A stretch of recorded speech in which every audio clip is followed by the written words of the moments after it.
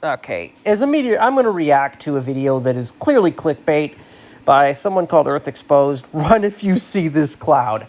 Oh, God. This guy doesn't know what the heck he's talking about. It's clickbait. If you see these weird clouds in the sky... Well, just to point out, he's talking about the little flat-looking things on top of the storm towers. Those are called Peleus clouds. I don't know if I'm pronouncing that right. But they're a different thing than what he's going to mention. Hide somewhere immediately.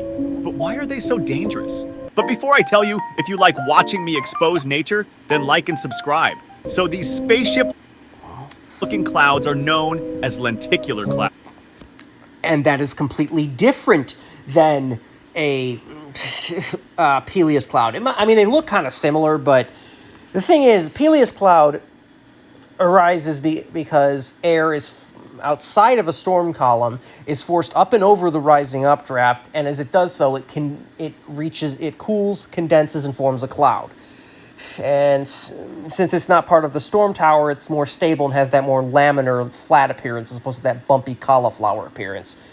These form from a similar process, but they form downwind of mountains typically in standing waves that occur as air goes over the mountain, overshoots its stability layer, and then sinks back down, and then overshoots it again and goes back up. And in the crest of these waves, you can get these storm clouds. I don't know what I'm talking about. No, you can get these lenticular clouds.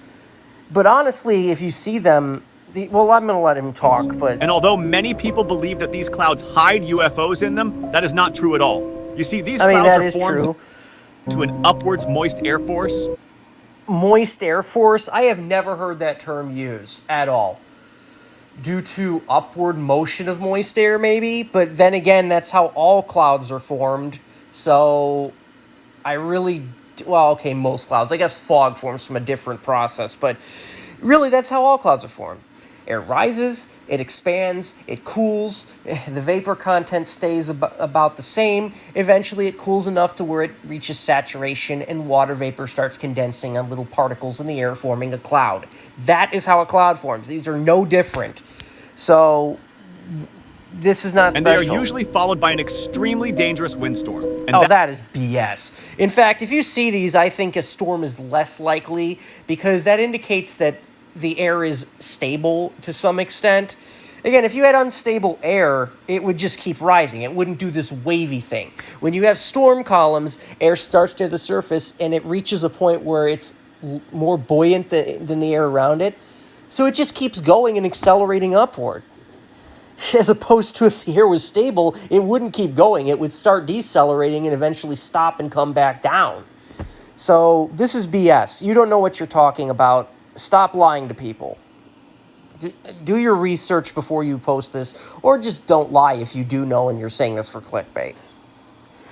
That is why, if you see these the only thing that maybe has some validity is the similar-looking Peleus clouds are associated with storms.